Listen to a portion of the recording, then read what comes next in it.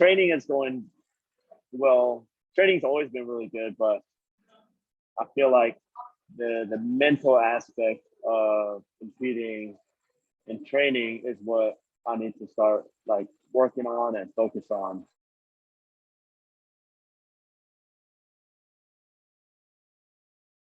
How are you doing? You as well, man. I'm good. I'm good. And you? Yeah, I'm fine. It's a little bit early in Germany for me. 11 a.m. What time is it over there now? 11 a.m. Yeah, I usually sleep in like really long if I'm not working. So how do you pronounce your last name? Albaladejo, is that right? Yeah, it's perfect. Really? Nice. Mm-hmm. Yeah. Because I thought about it, has it a Spanish touch or? Yeah, it's a Spanish name. My dad's Puerto Rican. Ah, okay. Yeah. So, and are you American? I'm American citizen, but my mom's also American, but she's of Korean descent. So my mom's Korean and my dad's Puerto Rican. Nice. And they met in America or? No, they met here in Korea. So my dad was in the army and he got stationed here in Korea sometime in the 80s. And then he met my mom. The two got married. And then my sister was born here in Korea. And then they flew back to the States for a permanent change of duty station. And then I was born in the States. Oh, wow. And I guess you've been in the army too? Yes, yeah. I've been in since I signed a reserve contract in 2007. And then I went active duty in 2011 until 2019. And I'm back in the reserves now. And I've been doing that for like 2 years now. Oh, wow. So that's basically the reason why we met, I think. Because you were stationed in Germany, didn't you? I was, yeah. Oh, wow. Where have you been with the army? Was it Germany, US, Korea? Yeah, that's it. Those three, that's it. So I commissioned into the military in 2011. And then as soon as I commissioned, I got stationed in Germany. So I spent like 3 months in the States to get training for my job and flew straight to Germany from there. And I was there for 4 years. Oh, nice, man. Yeah, I remember when I don't remember how long ago it was, but I guess it's like close to 10 years, I think, where we met at CrossFit Wiesbaden. And it's funny because I wrote you that in the email because it was like my first introduction to the training methodology was like my first workout, my first actual workout when I was coming out of the foundations, bumped into the class and you were there.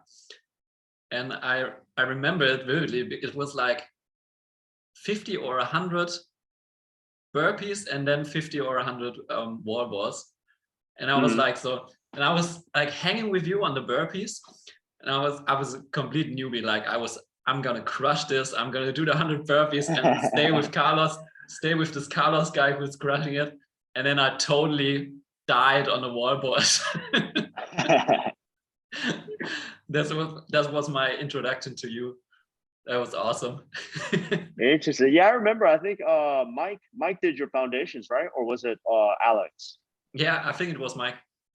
Mike Marone, yeah. Yeah. Yeah, I remember.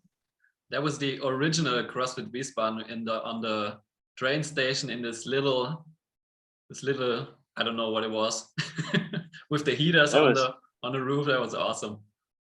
You know, when I first got there, we didn't have heaters. Yeah.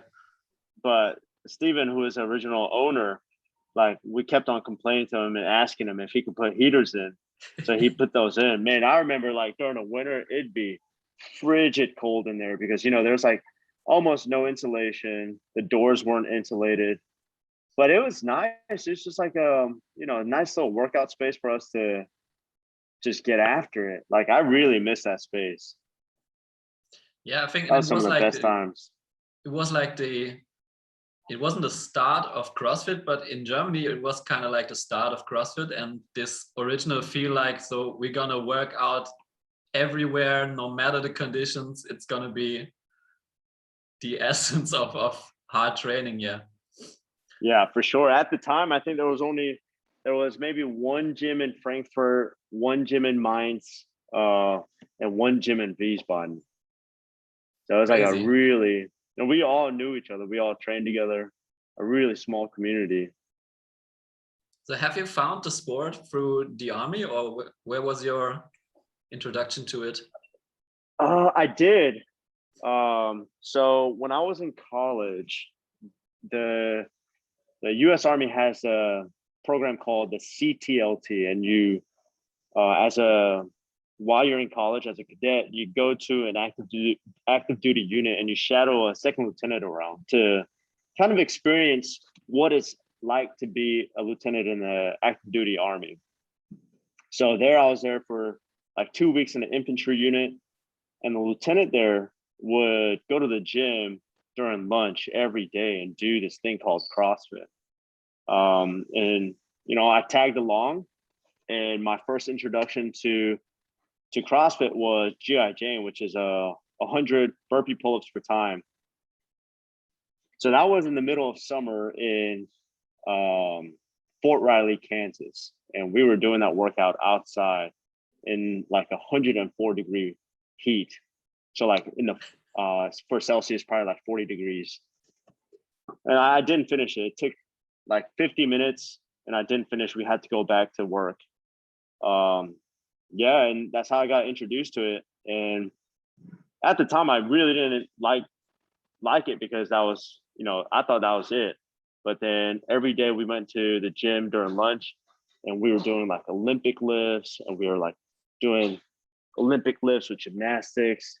So I got like really interested in the training methodology. And then when I got back, is when I found.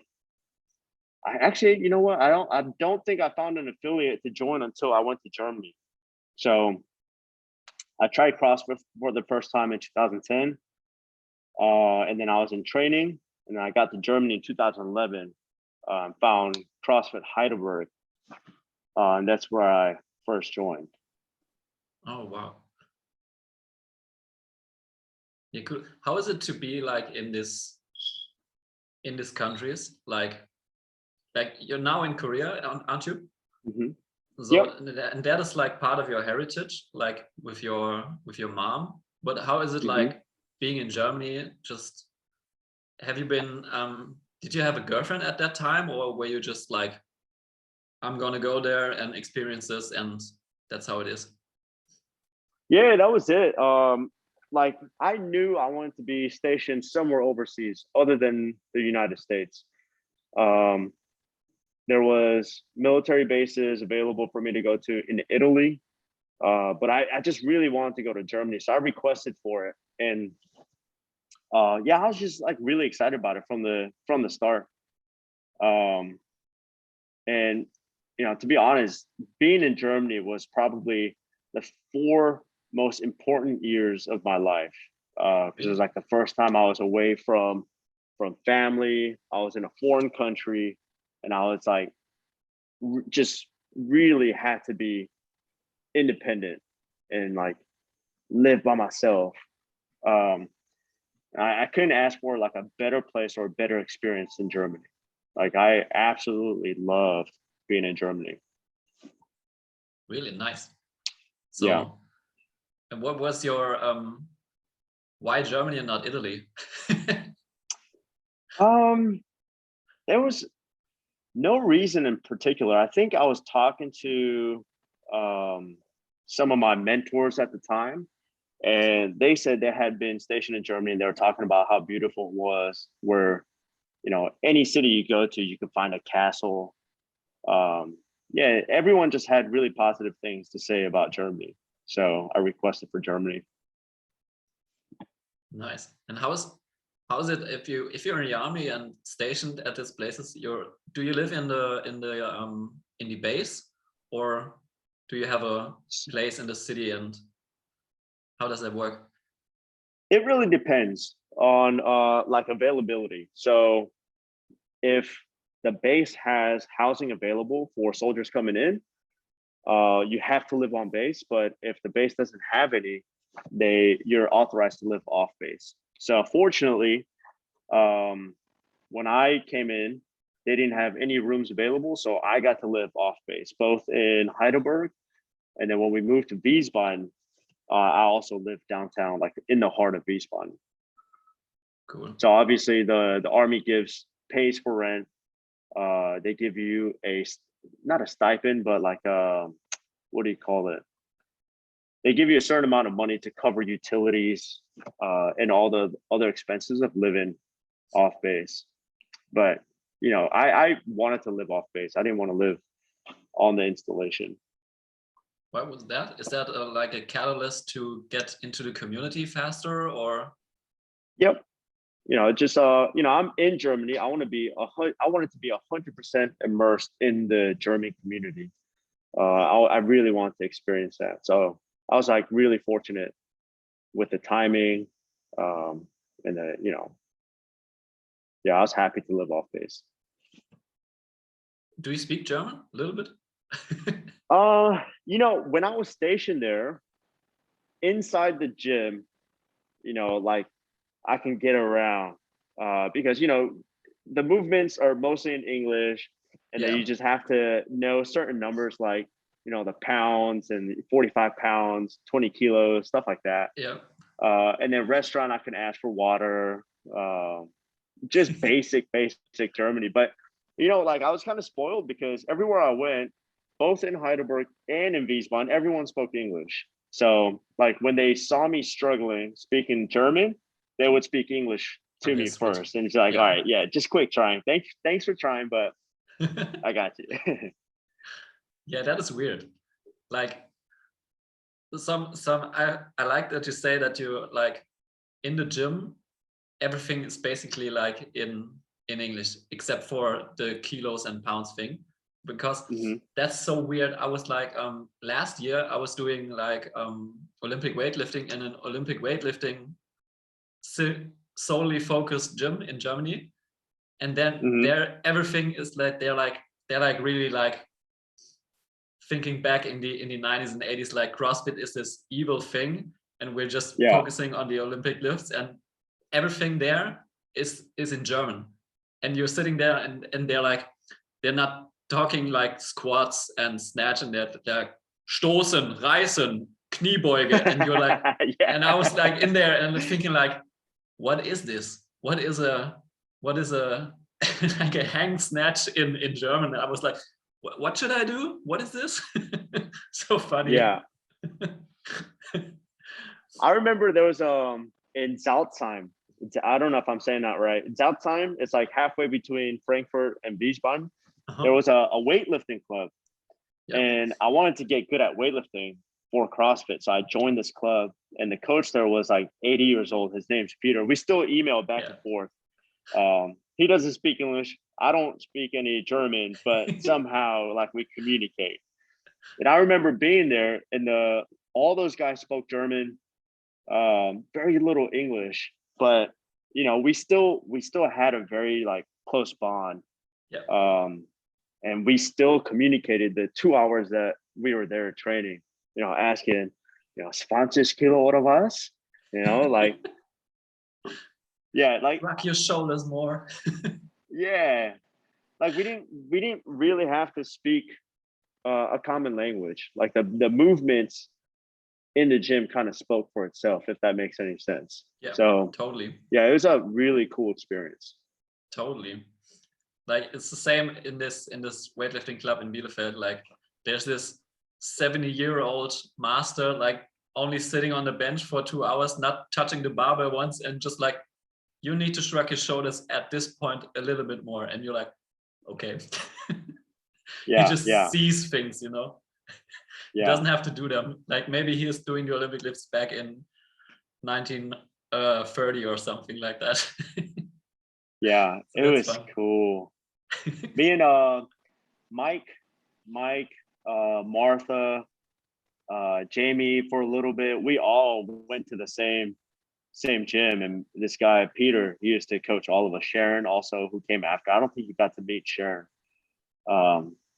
But yeah, it was just a cool environment, very raw, only weightlifting. Yeah, but it was awesome. Yeah, absolutely. I love the vibe there. And it's Yeah. kind of, it's not the same here in Bielefeld from the people and the vibe.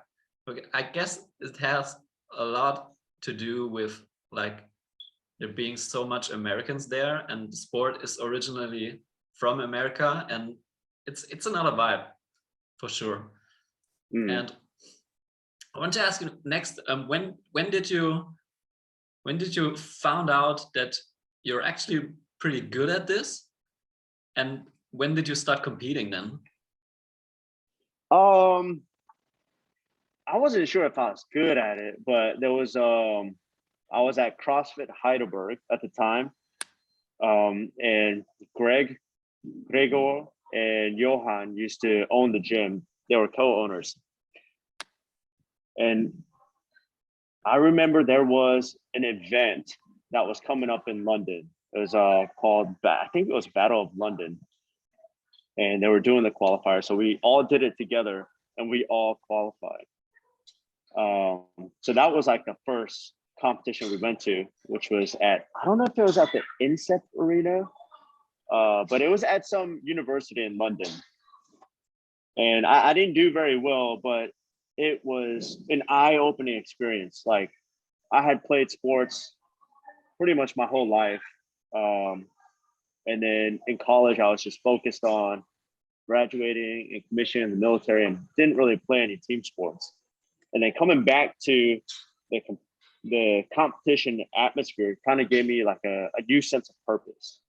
So like training became a lot of fun. Yeah, that was the first event. And What year was that? that was 2011. It was just like maybe 1 or 2 months after I signed up for CrossFit. Oh wow, 2 months after. Mm-hmm. Yeah, sometime in the winter, maybe like October. And then the Open came around, and we all took part in the Open. And I saw Greg qualify for regionals, and I was like, "Oh man, like I want to do that too." Yeah, That's when, yeah. And Go I ahead. have your games profile on. I don't know how accurate this is, but then pretty much 2012, you really started, and you've been improving ever since. Like last year, you've been 115th overall worldwide in the Open, and you came the first year you were 832nd, which is also pretty amazing, I guess.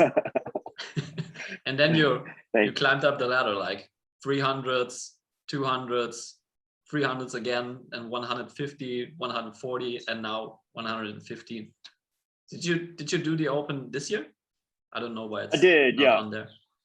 Yeah, I did the Open this year as well. Yeah, every year since 2012, I've taken part in the Open. And I remember, like, I saw you on last year's regionals. I guess yeah, last year's. It's not the regionals. It was the semifinals. I guess now this time, wasn't it?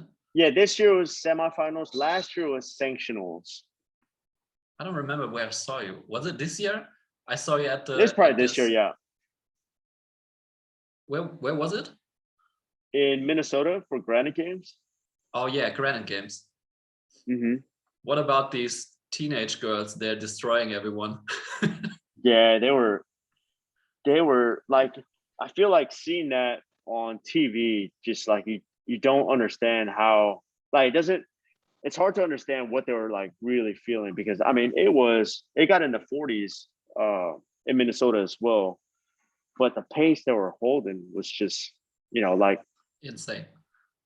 Yeah, insane. And all of that in 40-degree heat. So it's like, super impressive to watch for sure. Yeah, on TV it was like they were just like, I don't know if it's because they're so young, they're just fearless. Like, Yeah. they're not, it seemed like they're not pacing any event, they just go. No, I feel like they didn't really have to. Yeah, they were just going. Exactly. And why was it? I was wondering why you have been at this event. Isn't because actually you're living in Korea, so you actually should have been at the Taurian Pro, wasn't it? In Australia. So Korea had 안녕하세요. What's up? Yeah, 괜찮아요. Sorry. So Korea actually hosted the Asia Invitationals. So Asia had their own semifinal. I went to the one in the US because I'm a US citizen. Oh, okay, got it. And was it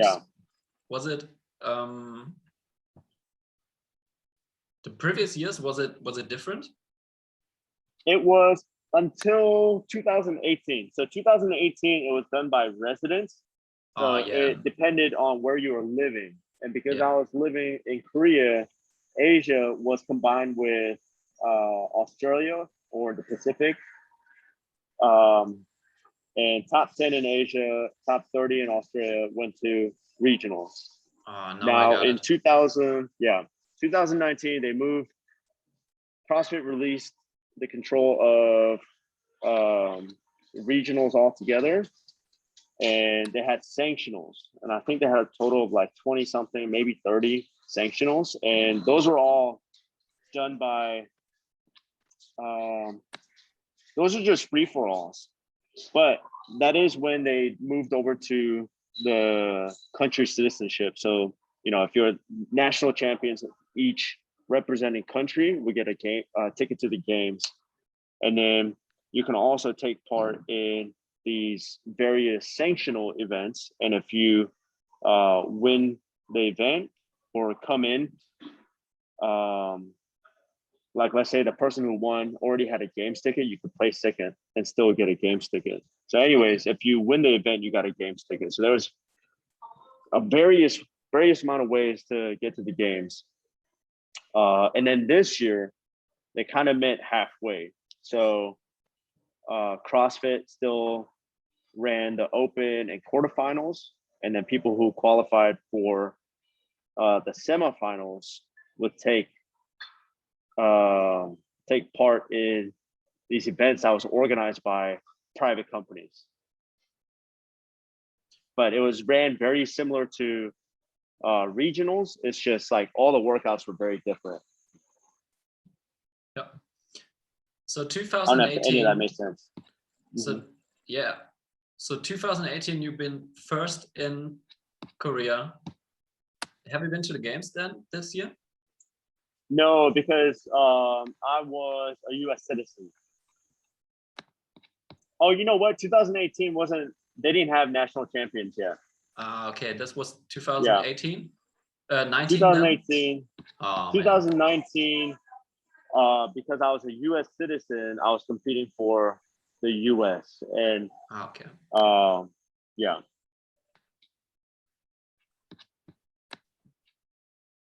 All right.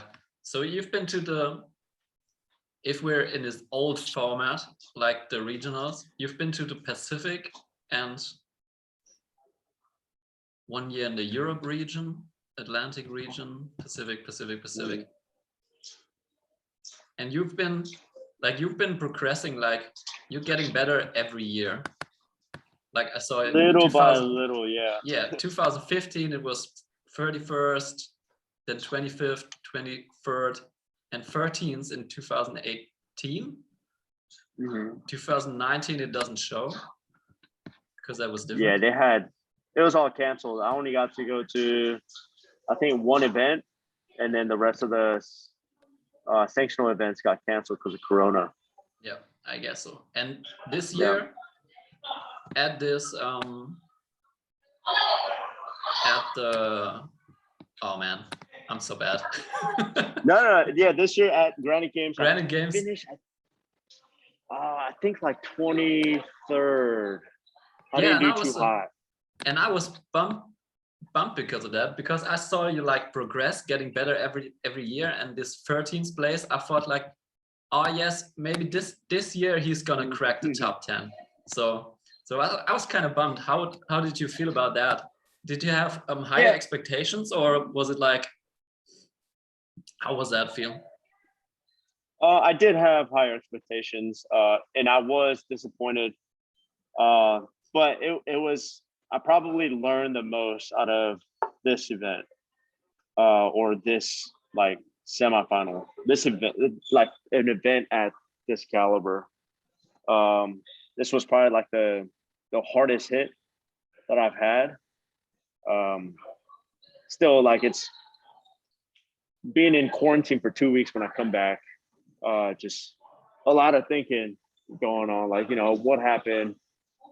Um, just doing like a deep dive into a lot of things. Like why am I doing what I'm doing? Why am I training? Just stuff like that. And have you come to conclusions? Are you still pumped up, or?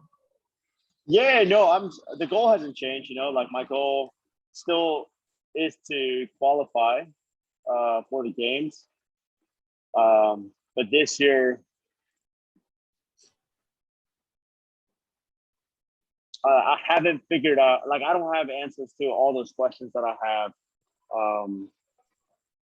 So like training is going well. Training's always been really good, but I feel like the mental aspect of competing and training is what I need to start like working on and focus on. So like I'm at the spot side because can you hear the bike in the back? No, it's fine. Oh, okay. Is this better out here or? Yeah, sure. Okay. Yeah. So yeah, just a lot of reflecting back on trying to figure out why I'm doing what I'm doing. I'm working with a guy named Ed Haynes from Hong Kong. He's coaching me through all this Yeah. and asking me all these questions. And these questions that like these are things that I've never asked myself, and I'm now realizing that these are really more important than training itself or training by itself. I haven't come to a conclusion yet, and I guess I get asked this question a lot. Why do you want to qualify for the CrossFit Games, and why are you training? And yeah, I don't have the exact answers yet. I'm still working through those. Yeah, that's interesting, because like the big why is like in every aspect of life, it's like an important question, And I think Yeah. like the pandemic and this shutdowns and lockdowns were really like a time to think about these things, like in general. I was kind of experienced a little bit of the same, like in work terms, because we in Germany, we got shut down like for I don't know how long. And as a freelance photographer, you're like, I basically couldn't work for like 7 or 8 months. And but it was also like a time to reflect, like, I don't know, in 2019, I was like nonstop traveling, going this place, that city, doing this event, photographing this one. Even if it was little money, I was just saying yes to everything and doing everything. And during the pandemic, I was like, do I even want to do that for the next 10 years, like having that stress and traveling around? And it was like kind of downtime to think about these things, like you said, like. And it was interesting. Do you think like Corona played a big role in that too, like for your athletes? Yeah, I mean, absolutely. When I got back from the States, I was forced to do quarantine for 2 weeks. And all you can do in 2 weeks is reflect. Yeah. You know, I had just finished competing, and I'm going straight into 2 weeks of quarantine. So yeah, it was an awesome 2 weeks. You know, regardless of where I'm at now, starting that process started with the 2 week quarantine, or starting this process. So yeah, I mean, it sucked to be inside the house for 2 weeks straight. But at the same time, I'm learning to appreciate that time that I had just to myself. Is Korea like really, I don't know how you see it in the grand screen, but we're in Germany, like at the first time in the pandemic, South Korea was like a blueprint how to do it. Mm-hmm. I don't know how it's done these days, but like, do you think I think Korea handled it well? no, that's not what I was just thinking about it. Like you have to get into quarantine. And now, do you speak Korean? Yeah, I'm fluent in Korean. Yeah, I don't know. I don't want to get into the Corona topic a lot because it's like annoying the shit out of me. I want to get over it and start living with it, you know. And yeah. So what is your focus now? Do you you're working at box, I guess? Yeah, me and my sister, we own the gym here. You know, the gym too, like when we were forced to go through a closure for a total of 6 to 8 weeks, and we took a huge hit. I mean, I'm sure all gyms did. And we're kind of like, we built the gym to a certain level, and then after the closure, it felt like we were starting over. But you know, as bad as that sounds, it's kind of a blessing in disguise, because we've been working on setting systems in the gym. We're trying new things. This is when we started our YouTube channel. We started the podcast. We have a cafe at the gym that's like fully operational now. So, you know, those 6 weeks was tough, but good things. Like we feel like we've planted like seeds that'll hopefully grow, and we'll be able to reap from it here shortly. Yeah, I mean, it was tough, but it gave us a lot of time to, again, like reflect back on our gym. You know, how are we doing, and making the business more like bulletproof. So it sucks, and it sucked.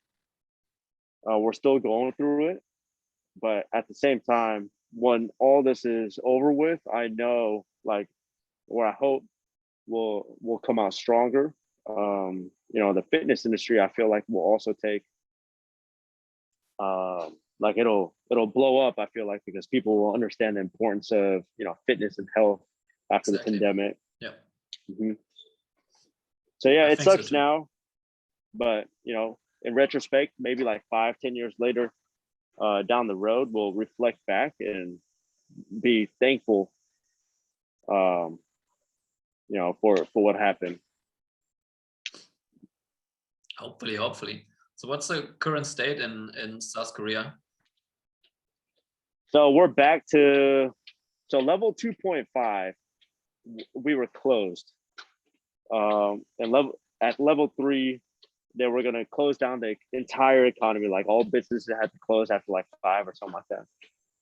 Well, I don't know if these levels got diluted, but we're at level 4 right now. And that's within like the Gizmo, or the greater Seoul metropolitan area. But now level 4 is getting expanded into other cities because the corona cases are going up. At the same time, you know, we're still allowed to open. We have restrictions like maintaining 120 beats per minute for music so that people don't get too hyped up during workouts. Okay. Yeah, you That's can't weird. run faster than 6 kilometers on a treadmill. Um, you're authorized Really? a certain amount of people within a certain amount of space. But we're still open. So we're we're happy. We're grateful. That's weird. You can't run over a certain pace. Wow. Yeah. 6 kilometers. I never heard that before. Yeah. That's really weird. So what But about the name? if it allows, what's that? What about the name Marvel? How does it, Hmm. where does that come from?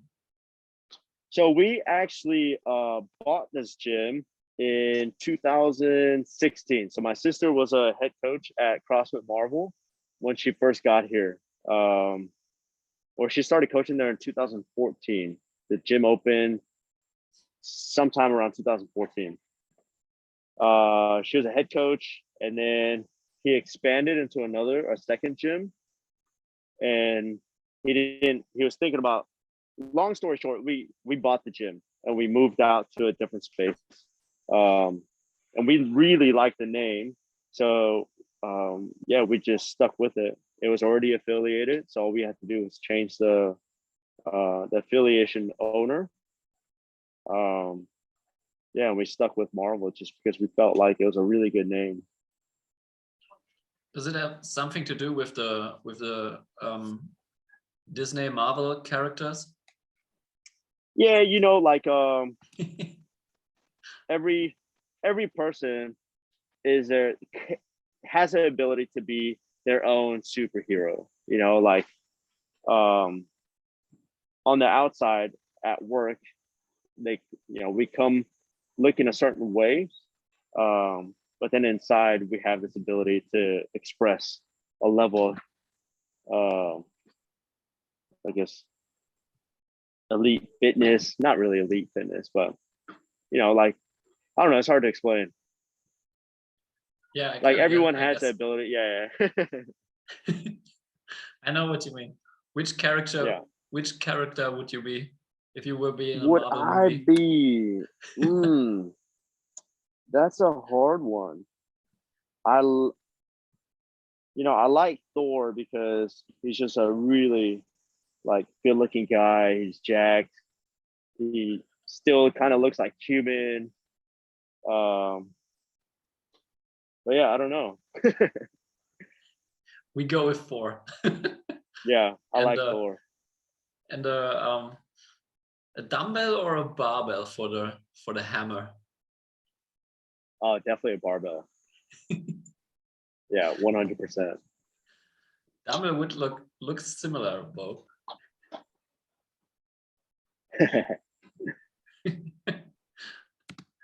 Carlos, Yes. thank you for your time, man. I hope you're gonna crush 2022 with your business, with the competition. I hope you continue and you're gonna make it.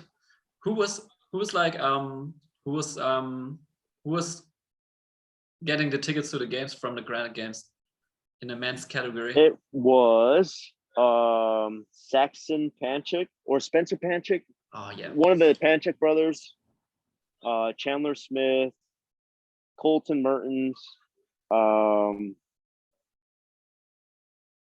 I don't remember the the other two. There was two other folks Oh, that got now I ticket. remember that competition. Colt Mertens was like crazy. He like crushed like 2 or 3 events he won. He was like insane. Was that the Yeah, he was impressive. was that from the competitor side the most stacked field you've been into, or was like the Pacific region? I mean, they're all really, really good. Um, the level of intensity for this one was really high, like higher than I've felt. Um, but as far as like stacked, they're just a lot of big names was when I was in States for 2015. the Atlantic regionals was probably the most stacked with big names. But you know, all these guys competing at this level, even at Granite Games, like they might not be really well known, but they all have the potential to advance to the games. I feel like.